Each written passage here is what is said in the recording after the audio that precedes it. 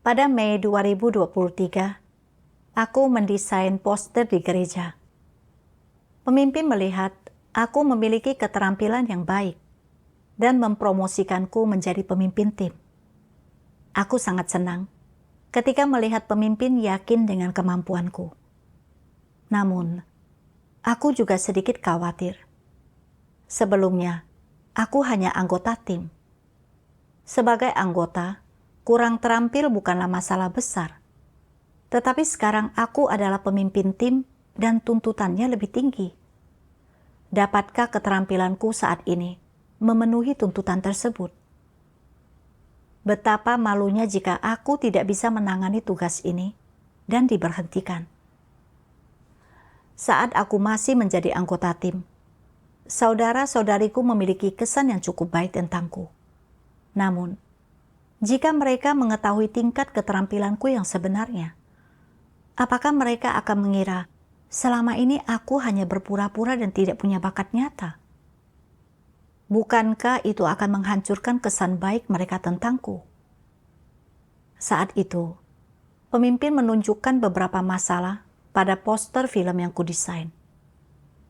Aku merasa sangat malu dan khawatir tentang apa yang akan dipikirkan pemimpin tentangku.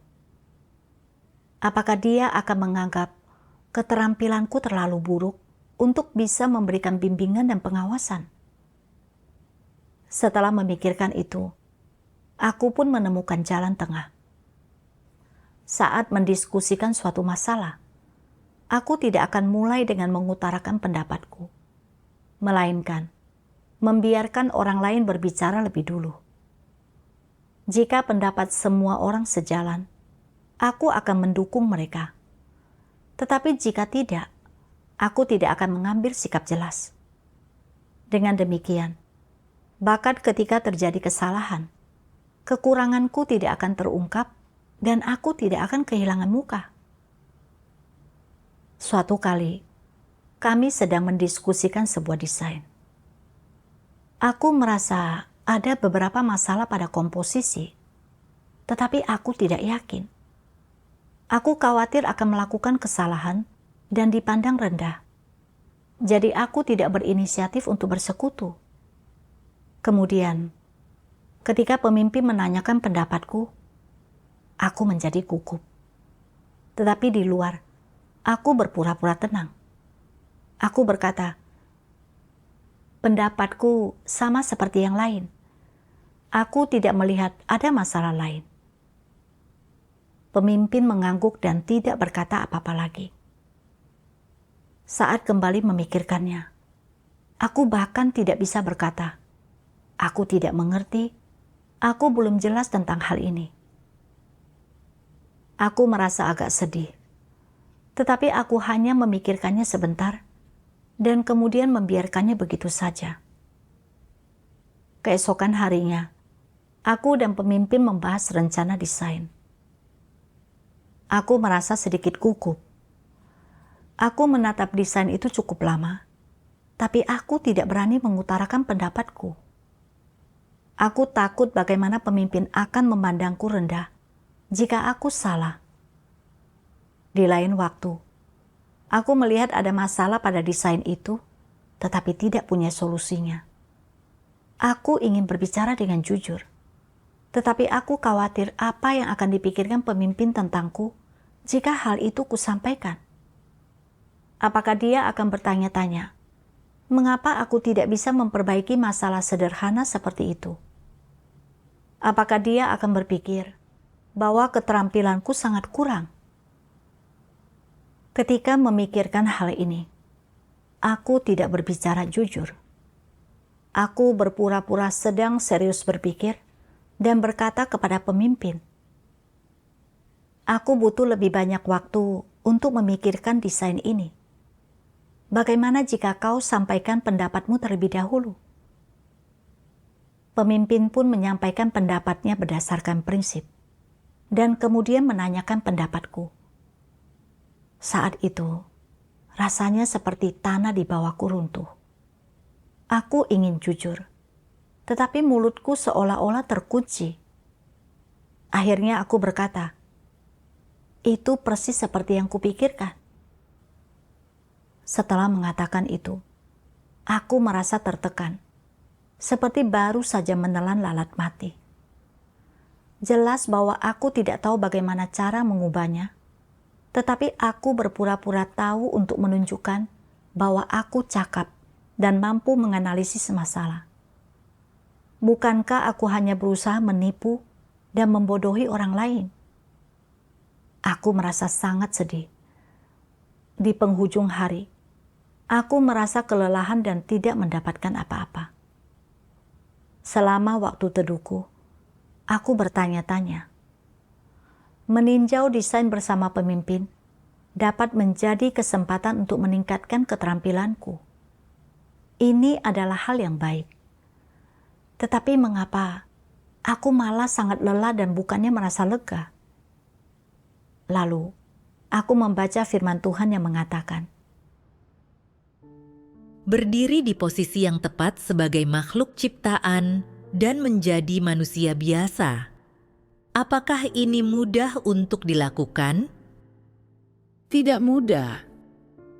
Di manakah kesulitannya? Begini, orang-orang selalu merasa bahwa di atas kepala mereka ada banyak sinar kemuliaan dan gelar. Mereka juga memberi diri mereka sendiri, identitas dan status, sebagai tokoh yang hebat dan manusia super, serta terlibat dalam semua praktik dan pertunjukan lahiriah yang pura-pura dan palsu.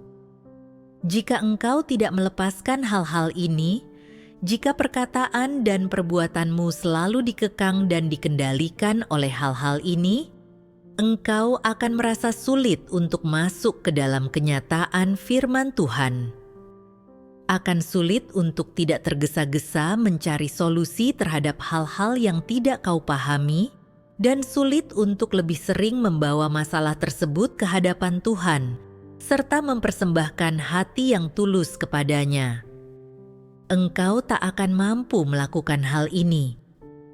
Justru karena statusmu, gelarmu, identitasmu, dan semua hal semacam itu palsu dan tidak benar, karena semuanya bertentangan dan berlawanan dengan firman Tuhan, hal-hal ini mengikatmu sehingga engkau tidak mampu menghadap kehadirat Tuhan. Apa akibat dari hal-hal ini bagimu?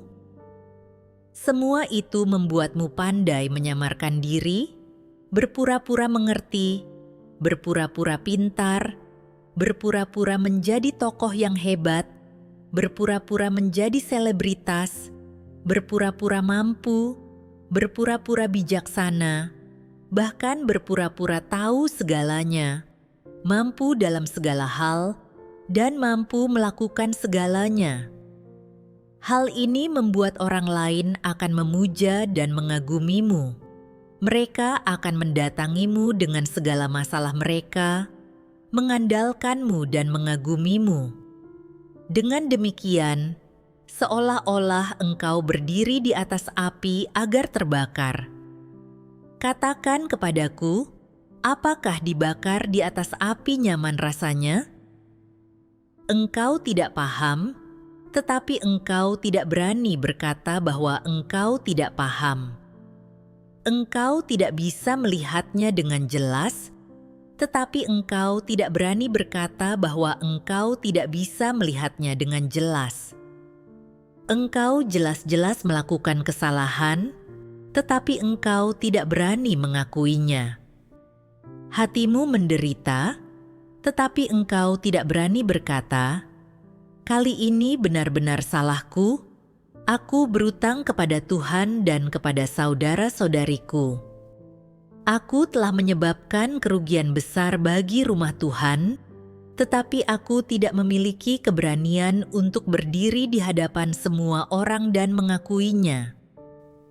Mengapa engkau tidak berani berbicara?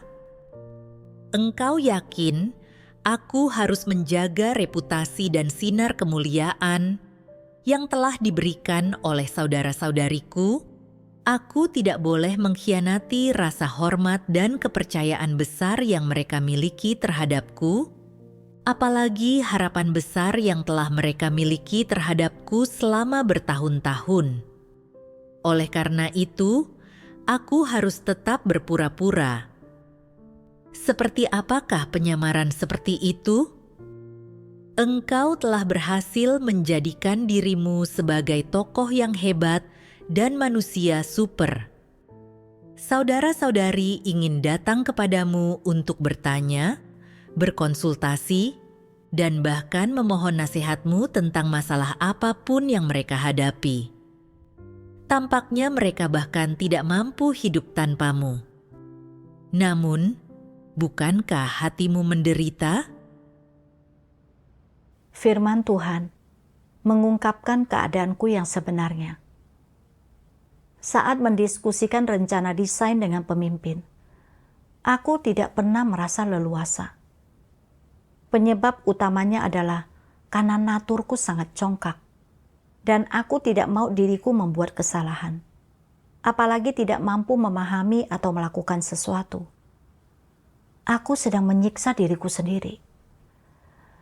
Sejak dipromosikan menjadi pemimpin tim, pemimpin memiliki kesan baik tentangku dan menghargaiku. Jadi aku khawatir jika mengungkapkan terlalu banyak kekurangan dalam pekerjaan akan memengaruhi cara orang lain memandangku. Terutama setelah ada masalah dengan poster film yang aku desain, aku menjadi lebih berhati-hati. Aku membiarkan orang lain mengutarakan pendapat mereka terlebih dahulu, agar tidak terlalu banyak mengungkapkan kesalahanku sendiri. Saat aku dan pemimpin bersama-sama meninjau desain, aku bisa melihat beberapa masalah. Tetapi aku takut salah, sehingga aku tidak berbicara dengan jujur. Kadang-kadang, aku jelas tidak memiliki rencana untuk memperbaiki berbagai hal. Tetapi agar tidak dipandang rendah oleh pemimpin, aku berlagak tahu, mengiyakan pendapat pemimpin dan berkata bahwa aku juga memikirkan yang sama. Aku hanya berpura-pura. Aku benar-benar sedang menipu orang lain secara terang-terangan. Aku bahkan tidak berani mengatakan, aku tidak mengerti, aku belum jelas tentang ini. Aku terus-menerus menutupi kekuranganku demi menyelamatkan muka. Aku terlalu peduli terhadap reputasi dan statusku. Kenyataannya, karena aku baru mulai berlatih, membuat kesalahan adalah hal yang sangat normal. Semua orang bisa melihat dengan jelas tingkat keterampilanku yang sebenarnya. Jadi aku tidak perlu menutupinya. Bahkan, jika saudara-saudariku melihat kekuranganku, mereka tidak akan merendahkanku. Mereka akan membantuku. Namun, aku bersikeras berpura-pura tahu segalanya dan bisa melakukan semuanya. Aku berusaha keras menyembunyikan penyimpangan dan kekuranganku. Aku sungguh bodoh dan tak tahu apa-apa. Aku terus menyembunyikan diriku dan tidak bisa jujur saat berinteraksi dengan orang lain. Hidup seperti ini terasa begitu munafik, licin dan licik. Kemudian, aku membaca lebih banyak firman Tuhan. Tuhan Yang Maha Kuasa berfirman, apapun konteksnya, tugas apapun yang mereka laksanakan, Antikristus akan berusaha memberi kesan bahwa mereka tidak lemah, bahwa mereka selalu kuat, penuh iman, dan tidak pernah negatif, sehingga orang tidak pernah melihat tingkat pertumbuhan mereka yang sebenarnya atau sikap mereka yang sebenarnya terhadap Tuhan. Jika sesuatu yang besar terjadi, dan seseorang menanyakan pemahaman mereka tentang peristiwa tersebut, mereka segan mengungkapkan pandangan mereka dan malah membiarkan orang lain berbicara terlebih dahulu. Sikap diam mereka ada alasannya, bukan karena mereka tidak memiliki pandangan, tetapi mereka takut pandangan mereka keliru, takut jika mereka mengatakannya, orang lain akan membantahnya, membuat mereka merasa malu, dan itulah sebabnya mereka tidak mengatakannya. Atau mereka tidak punya pandangan, dan karena tidak mampu memahami masalah dengan jelas, mereka tidak berani berbicara sembarangan karena takut orang-orang menertawakan kekeliruan mereka.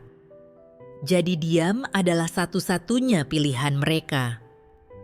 Singkatnya, mereka tidak siap angkat bicara untuk mengungkapkan pandangan mereka karena takut menyingkapkan diri mereka yang sebenarnya, takut membiarkan orang lain melihat bahwa mereka miskin dan menyedihkan, sehingga memengaruhi citra mereka di benak orang lain.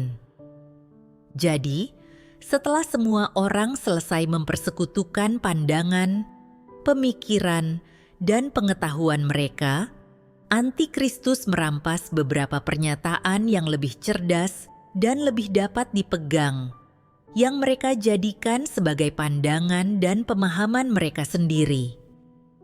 Mereka merangkumnya dan mempersekutukannya kepada semua orang, sehingga memperoleh status yang tinggi di hati orang lain. Antikristus sangat curang. Ketika saatnya tiba untuk mengungkapkan suatu sudut pandang, mereka tidak pernah terbuka dan memperlihatkan kepada orang lain tentang keadaan mereka yang sebenarnya, atau membiarkan orang mengetahui apa yang sebenarnya mereka pikirkan, seperti apa kualitas mereka, seperti apa kemanusiaan mereka, seperti apa kemampuan mereka untuk memahami, dan apakah mereka memiliki pengetahuan yang benar akan kebenaran atau tidak. Jadi, pada saat yang sama ketika menyombongkan diri dan berpura-pura menjadi rohani dan menjadi orang yang sempurna, mereka berusaha keras untuk menutupi wajah mereka yang sesungguhnya dan tingkat pertumbuhan mereka yang sebenarnya. Mereka tidak pernah memperlihatkan kelemahan mereka kepada saudara-saudari, juga tidak pernah berusaha mengetahui kekurangan dan kelemahan mereka sendiri. Sebaliknya, mereka berusaha keras untuk menutupinya.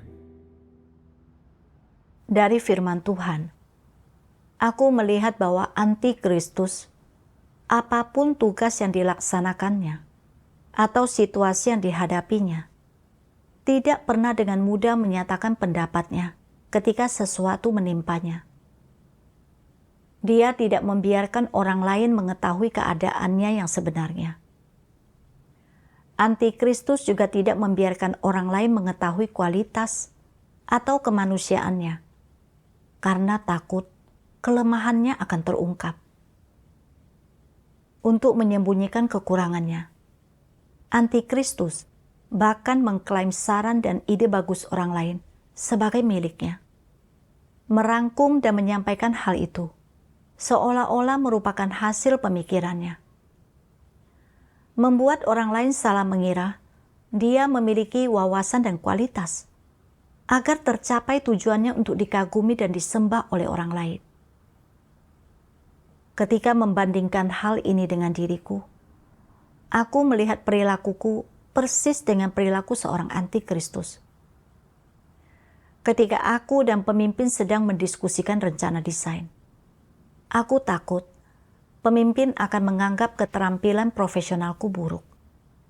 Jadi, saat menyatakan pendapat, aku sengaja berbicara tanpa sikap jelas, berpura-pura mengerti dan mengiyakan pendapat pemimpin. Aku bertindak seolah-olah aku memiliki pendapat yang sama dengan pemimpin, menggunakan cara ini untuk menyembunyikan kekuranganku. Jika aku pikir kembali, aku selalu melaksanakan tugas seperti ini untuk melindungi citra dan statusku di hati orang-orang. Aku tidak pernah ingin orang lain melihat kekurangan atau penyimpanganku. Ada masalah-masalah yang jelas bisa segera diselesaikan dengan bersekutu bersama seseorang yang berpengetahuan. Tetapi, aku menganggap bahwa meminta bantuan orang lain akan membuatku tampak tidak kompeten dan lebih rendah. Jadi, aku lebih memilih diam-diam mencari bahan dan berusaha memahaminya sendiri, dan juga tidak mau meminta saran dari orang lain. Hal ini membuat efisiensi kerja menjadi rendah dan tugas lain tertunda. Aku selalu ingin menyamarkan diri sebagai orang yang tahu dan bisa melakukan segalanya, berpura-pura di hadapan orang lain.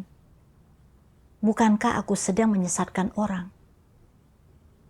Antikristus selalu menyembunyikan dan menyamarkan dirinya seperti ini. Dia menipu dan menyesatkan orang-orang dengan menyamarkan tingkat pertumbuhannya yang sebenarnya, membuat orang datang kepadanya. Apa bedanya perilakuku dengan perilaku antikristus? Apa yang aku perlihatkan adalah watak antikristus. Kesadaran ini membuatku takut. Aku merasa bahwa jika aku tidak berubah, aku akan disingkapkan dan disingkirkan. Aku segera berdoa kepada Tuhan, bersedia bertobat dan berubah. Aku tidak ingin lagi menyamarkan diriku dan menipu orang lain demi melindungi harga diri dan citraku.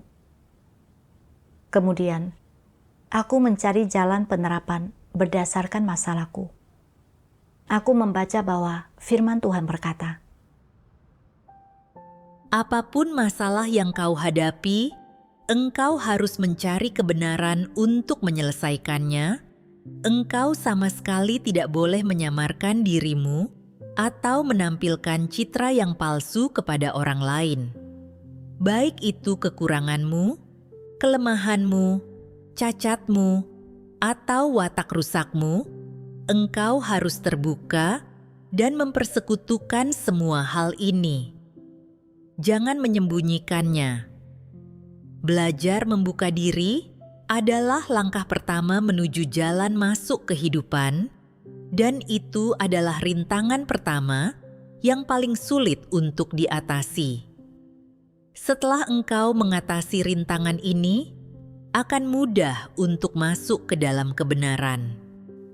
Ketika engkau mengambil langkah ini, menandakan apakah hal itu menandakan engkau sedang membuka hatimu, menyingkapkan dan mengatakan yang sebenarnya tentang setiap bagian dari dirimu, baik yang baik atau buruk, positif atau negatif, dan membeberkannya agar orang lain dan Tuhan melihatnya, tidak menyembunyikan atau menutupi apapun dari Tuhan, tidak menggunakan penyamaran, kelicikan, atau kebohongan apapun terhadap Tuhan, dan juga bersikap jujur kepada orang lain.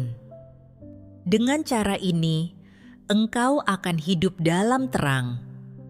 Bukan hanya Tuhan yang akan memeriksa dirimu, tetapi orang lain juga akan melihat bahwa ada prinsip dan transparansi dalam tindakanmu.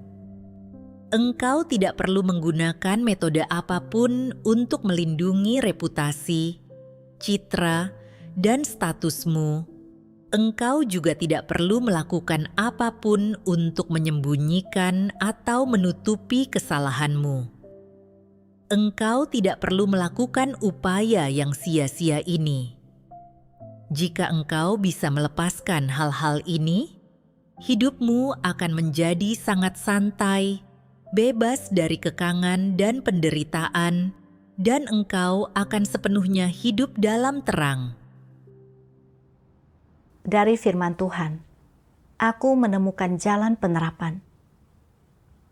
Ketika melaksanakan tugas dan menghadapi hal-hal yang tidak bisa dipahami atau ditangani, orang harus lebih terbuka dan mencari bantuan dari orang lain, serta menjadi orang yang jujur. Orang harus bersikap apa adanya dan tidak melindungi reputasinya sendiri. Dengan cara itu, dia bisa sejalan dengan maksud Tuhan dan membuat kemajuan. Namun, aku hanya memikirkan harga diriku, selalu menyembunyikan kekuranganku dan menyamarkan diriku. Aku tidak mempertimbangkan seberapa baik pekerjaan itu dilakukan atau bagaimana cara meningkatkan keterampilan profesionalku. Hingga saat itu, aku belum memahami prinsip. Keterampilanku belum meningkat, dan aku tidak melaksanakan tugasku sesuai standar. Apa gunanya hanya berusaha mempertahankan harga diri? Jika aku mengikuti tuntutan Tuhan dan bertindak sebagai orang yang jujur, meskipun reputasiku mungkin sedikit terganggu, keterampilanku bisa ditingkatkan. Aku bisa melaksanakan tugasku dengan lebih baik, dan Tuhan akan senang. Bukankah itu akan jauh lebih baik? Setelah memikirkan hal ini, aku berdoa kepada Tuhan, bersedia bertobat. Kemudian, saat berkomunikasi dengan semua orang, aku tidak lagi menutupi diri ketika tidak memahami sesuatu. Aku pun aktif mengajukan pertanyaan dalam diskusi kelompok. Dengan menerapkan cara ini, aku merasa merdeka dan memperoleh sesuatu dari orang lain. Setelah itu, aku mencari dan bertanya-tanya, mengapa aku tidak bisa memandang kekuranganku dengan benar setelah dipromosikan menjadi pemimpin tim? Pandangan keliru apa yang sedang menguasai diriku? Saat mencari, aku membaca firman Tuhan. Tuhan yang Maha Kuasa berfirman, ketika seseorang dipilih untuk menjadi pemimpin oleh saudara-saudari atau dipromosikan oleh rumah Tuhan untuk melakukan pekerjaan tertentu atau melaksanakan tugas tertentu, ini bukan berarti bahwa mereka memiliki status atau jabatan khusus atau bahwa kebenaran yang mereka pahami lebih dalam dan lebih banyak daripada kebenaran yang dipahami orang lain. Terlebih lagi, bukan berarti bahwa orang ini mampu tunduk kepada Tuhan dan tidak akan mengkhianatinya. Tentu saja, itu juga bukan berarti bahwa mereka mengenal Tuhan dan merupakan orang yang takut akan Tuhan. Sebenarnya, mereka belum mencapai semua ini. Promosi dan pembinaan hanya merupakan promosi dan pembinaan dalam arti yang sederhana dan tidak berarti mereka telah ditakdirkan dan dianggap layak oleh Tuhan. Jadi, apa tujuan dan makna mempromosikan dan membina seseorang? Itu adalah agar orang ini, sebagai individu, dipromosikan agar dia dapat dilatih dan agar dia dapat disiram dan dibina secara khusus. Dengan demikian, memungkinkannya memahami prinsip-prinsip kebenaran dan prinsip, cara, dan metode-metode untuk melakukan berbagai hal dan memecahkan berbagai masalah, serta bagaimana menghadapi dan menangani berbagai jenis lingkungan dan orang-orang yang dia jumpai sesuai dengan maksud-maksud Tuhan dan dengan cara yang melindungi kepentingan rumah Tuhan. Dengan menilai berdasarkan poin-poin ini, apakah orang-orang berbakat yang dipromosikan dan dibina oleh rumah Tuhan cukup mampu melakukan pekerjaan dan melaksanakan tugasnya dengan baik selama masa promosi dan pembinaan atau sebelum promosi dan pembinaan? Tentu saja tidak. Dengan demikian, tidak dapat dihindari bahwa selama masa pembinaan, orang-orang ini akan mengalami pemangkasan, penghakiman dan hajaran, penyingkapan, dan bahkan pemberhentian. Ini adalah hal yang normal, dan ini adalah pelatihan dan pembinaan. Dari firman Tuhan, aku menyadari bahwa ketika rumah Tuhan mempromosikan dan membina seseorang, bukan berarti orang ini sudah memahami kebenaran dan memiliki kenyataan atau sepenuhnya memahami prinsip. Promosi hanyalah kesempatan untuk berlatih, dan hal ini menuntut orang untuk memandang kekurangannya dengan benar. Aku memandang diriku terlalu tinggi, mengira bahwa dengan dipromosikan menjadi pemimpin tim, aku harus memiliki kualitas, keterampilan, dan kemampuan lain yang lebih baik dari orang lain. Aku menempatkan diriku pada posisi yang tinggi. Untuk mencegah orang lain mengerti diriku, aku menyamarkan dan menyembunyikan diriku, menggunakan segala cara untuk menutupi kekuranganku. Dan bahkan, ketika mengemukakan pendapat, aku memikirkan segala hal secara berlebihan. Aku tidak berterus terang saat berinteraksi dengan orang lain, dan terlalu membatasi diri hingga kelelahan. Setelah direnungkan, dipromosikan menjadi pemimpin tim hanyalah sebuah kesempatan untuk berlatih. Keadaan ini mendorongku untuk mengejar kebenaran dan melaksanakan tugasku sesuai prinsip. Memiliki kekurangan dan penyimpangan dalam melaksanakan tugas adalah hal yang wajar. Aku juga bisa menggunakan kesempatan-kesempatan ini untuk menebus kekuranganku, sehingga melalui pengalaman, aku bisa memahami lebih banyak kebenaran dan memperoleh lebih banyak prinsip. Lalu, lambat laun, aku akan mampu melaksanakan tugasku sesuai standar.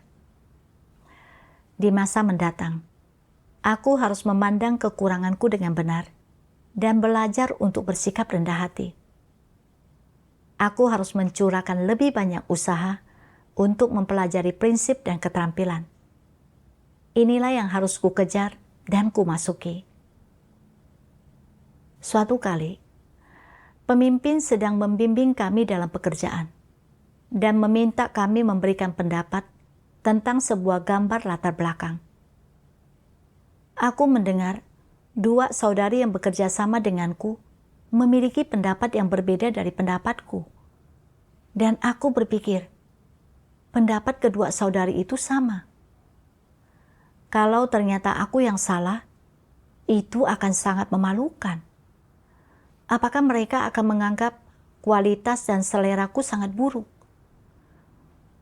Saat memikirkan hal ini, aku ragu-ragu, berpikir, mungkin aku sebaiknya sependapat saja dengan para saudari itu.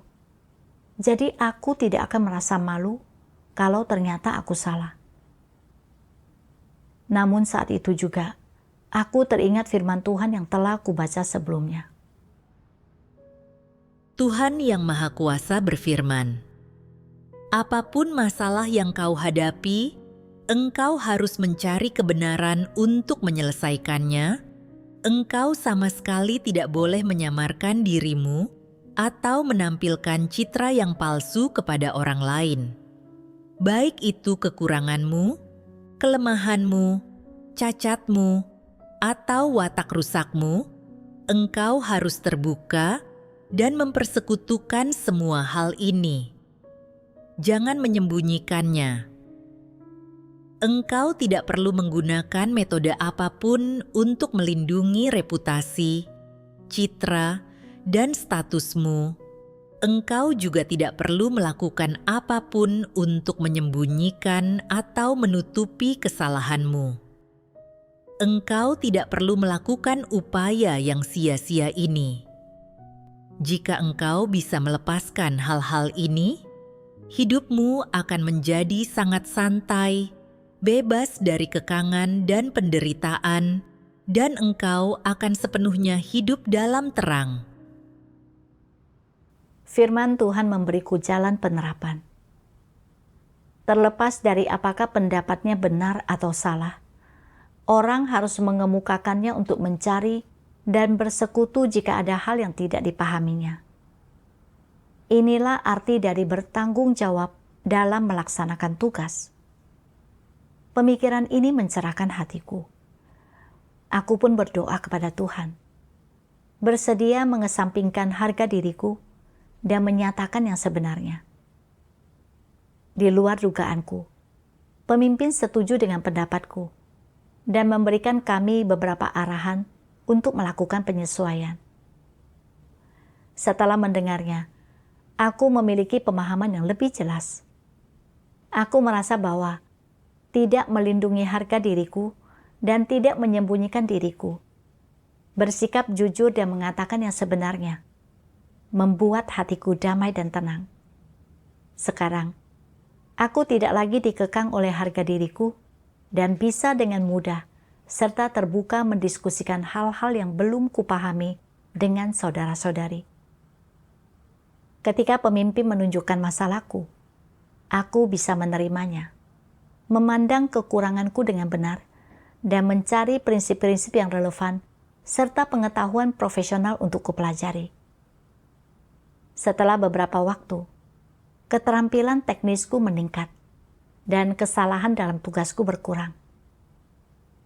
Melalui pengalaman ini, aku sungguh menyadari bahwa Tuhan memberkati orang jujur serta membenci orang yang licik, bahwa mengakui kekurangan dan kelemahanku serta berlatih menjadi orang jujur bukanlah hal yang memalukan, dan bahwa menerapkan cara ini membawa kedamaian dan ketenangan di dalam hatiku.